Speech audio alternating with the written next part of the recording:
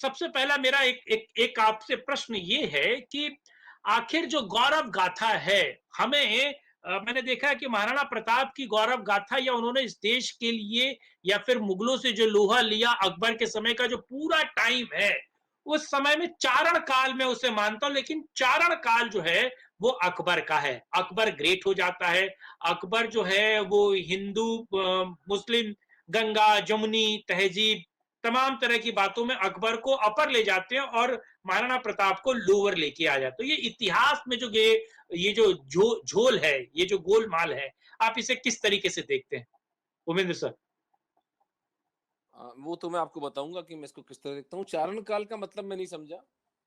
चारण काल का मतलब है कि ये जो वर्तमानिक जो कम्युनिस्ट इतिहासकार है, उस समय मुगलों के समय को वो चारण काल समझते थे, यानी मुगलों की प्रशंसा में लगे रहते थे, मुगलों को बड़ा बनाने के चक्कर में लगे रहते थे। आप चारणों ने देखिए मुगलों की औरंगजेब कब के बारे प्रशंसा में की इतनी है? बातें। जी।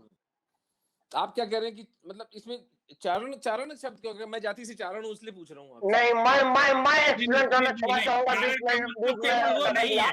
चरण हाँ चाटुकार काल बोले इसको, सीधा ठेठ भाषा में जो कम्युनिस्ट हाँ इतिहासकार है वो मुगलों के चरण चाटुकार काल बनाए हैं, उसको ये चारण बोल रहे हैं। मतलब मुगल के तो चरण आप चाटने चारण वाला आप काम किया उन्होंने, अच्छा, मुगल का शब्दों महाराजा अगर का, ये मैंने है। किसी गलत शब्द का इस्तेमाल किया होगा तो मैं माफी चाहता हूँ, लेकिन जो हिंदी इतिहास वगैरह हम नहीं लोगों नहीं ने नहीं पढ़ा है नहीं उसमें वो शब्द आता है। नहीं, जी, माफी के बहुत साथ। बहुत अपमानजनक है और नितांत भ्रांत है।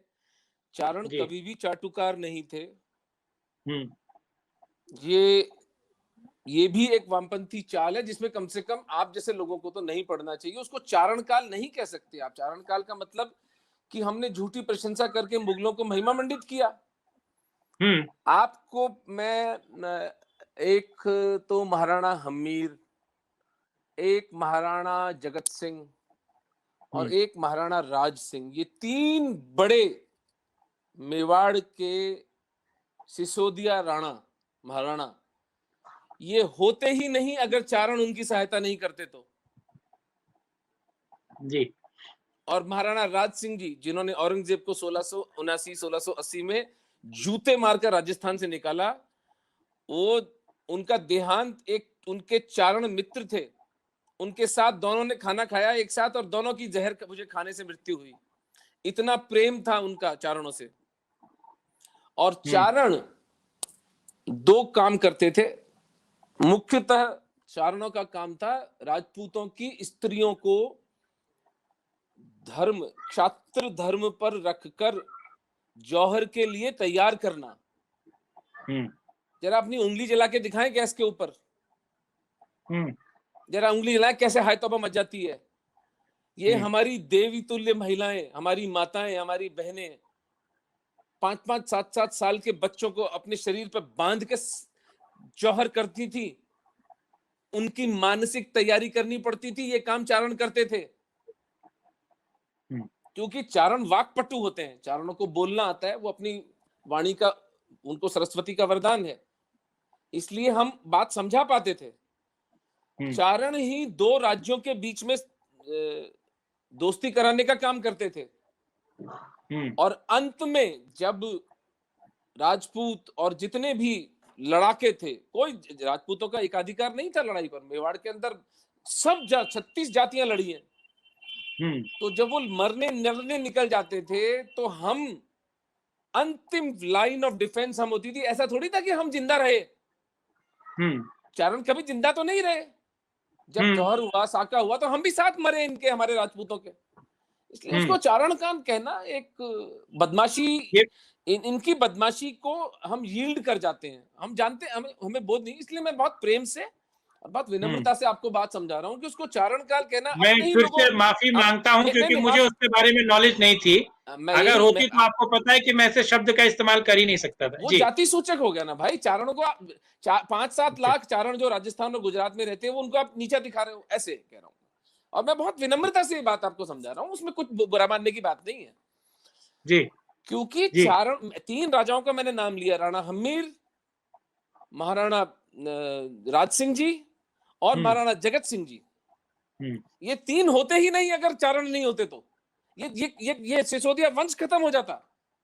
इतना महत्वपूर्ण है चारणों का योगदान इस लड़ाई के अंदर, और वो मैंने अपनी पुस्तक के अंदर लिखा है, पूरा मैंने डिस्क्राइब किया है। आपकी किताब में है, लेकिन देश के टेक्स्ट बुक इतिहास में नहीं है। दिक्कत तो यही है, हम लोग नहीं पढ़ पाते, हम लोगों को उतनी नॉलेज नहीं है। मैंने हाँ। यही प्रयास किया है आपको समझाने जी। का कि हम कई बार, जैसे मैंने आपका सवाल बोल रहे हो आप, तो ये आपकी भूल है कि हम उर्दू के शब्द को, जो दैनिक बोलचाल की हमारी भाषा है, उसमें हम उर्दू हमारे जीवन में घुसा रखी है इन्होंने।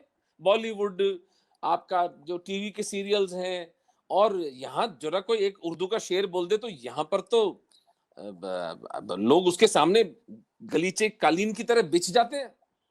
हाँ। और मातृभाषा में, हिंदी में साहित्य का सृजन कितना हो रहा है। यानी और इन वामपंथियों के हिसाब से तो उर्दू के अलावा कोई भाषा ही नहीं है, कोई सभ्य भाषा। जो हिंदी बोल रहा है वो तो असभ्य है, वो तो देसी देहाती किस्म का आदमी है। तो ये इस सब को फाइट करना, इस सब को हमें लड़ना पड़ेगा। दैनंदिन जीवन भाषा में हमें अब उर्दू को निकालकर शुद्ध हिंदी का प्रयोग करना पड़ेगा। तो आपका मौलिक प्रश्न, उस पर आ जाता हूं कि ये व्यभिचार भारतीय इतिहास के साथ कैसे हुआ, राइट? पहले समझे कि व्यभिचार क्यों कहता हूं इसको, मैं व्यभिचार क्यों कहता हूं इसको भारत के इतिहास के साथ। और इसमें कोई संशय नहीं है कि प्रताप, मेवाड़ के इस घराने के प्रताप सबसे प्रबलतम सूर्य हैं, क्योंकि बाकी सब जो राजा हुए वो अद्वितीय हैं। मैंने अपनी पुस्तक में लगभग 1 दर्जन महाराणाओं का पूरा जीवन लिखने का प्रयास किया, जितने सोर्सों से मैं एकत्रित कर सकता था। सभी अद्वितीय, बापा रावल, खुमान, समर सिंह, रतन सिंह, सांगा, कुंभा, महाराणा राज सिंह, महाराणा अमर सिंह जी, प्रताप के बेटे, विलक्षण व्यक्तित्व। लेकिन इन सब को एक समृद्ध मेवाड़ विरासत में मिला था, इसलिए इनकी महानता उस कैटेगरी की नहीं है जो कैटेगरी महान जो प्रताप की है। क्योंकि प्रताप जब राजा बने 1572 में, तो चित्तौड़ जा चुका था। अकबर जैसा दुर्दांत हत्यारा शत्रु था। तो ये कहा जा सकता है कि मेवाड़ का लोएस्ट पॉइंट था वो। जब प्रताप मेवाड़ के महाराणा बनते हैं तो that was the lowest point of Mewar. और वहां से इस्लामी आक्रांताओं के सामने, मुगल आक्रांताओं के सामने समर्पण करना बहुत आसान बात थी, बहुत सरल बात थी, क्योंकि कुछ था ही नहीं बचाने को। लेकिन उसमें से प्रताप कहते हैं नहीं झुकूंगा। जब मानसिंह आता है, जयपुर का राजा, उनसे समझौता करने के लिए 1573 के अंदर 3 बातें बोलते हैं प्रताप उसे। ठीक है, तू अकबर के साथ मेरा समझौता करवाना चाहता है, तीन च कहते हैं इसको हम लोग यहाँ राजस्थान में या मेवाड़ के अंदर, 3 च। हूँ चाकरी नहीं करूंगा, मैं उसकी नौकरी नहीं करूंगा, जाकर के ये नहीं कहूंगा हुजूर आला, ये वो जो भी इनके सुबानी अल्लाह, जो भी तो नाम होता है इनका, वो नहीं करूंगा। दूसरा, हूँ चौथ नहीं दूंगा, मैं टैक्स नहीं दूंगा मुगलों को। और तीसरा, हूँ छोकरी नहीं दूंगा, मैं बेटी नहीं दूंगा मुगलों को। इतनी क्लैरिटी उस आदमी को थी। जब कुछ नहीं था हाथ में, हल्दी घाटी के युद्ध से पहले 4 बार अकबर ने अलग अलग, टोडरमल, दो मुसलमान थे और 1 बार राजा मानसिंह, 4 समझौते के प्रयास किए उस आदमी ने। 4 बार प्रताप ने सबको नकार दिया। इसलिए प्रताप महानतम सेना नायक हिंदू धर्म के मेरी दृष्टि में बन के आते हैं। जो मेरा तर्क है मैं आपको दे चुका कि वे उस वक्त उठे, उन्होंने बिगुल उस वक्त बजाया जबकि मेवाड़ लगभग समाप्त हो चुका था। लेकिन उस आदमी ने समर्पण नहीं किया, किसी राजपूत राजा ने उनकी मदद नहीं की, लेकिन फिर भी वो अपने बलबूते हल्दी घाटी का युद्ध लड़ा, उस युद्ध को जीता। उसके बाद एक कैंपेन चलाई, 1583 में दिवेर की लड़ाई लड़ी, उसको जीता। पूरा मेवाड़ पुनर्ग्रहित किया उस आदमी ने, सिवाय चित्तौड़ के। पूरा मेवाड़, महाराणा प्रताप जब 1597 में मोक्ष को प्राप्त होते हैं, पूरा मेवाड़ उनके अधीन था।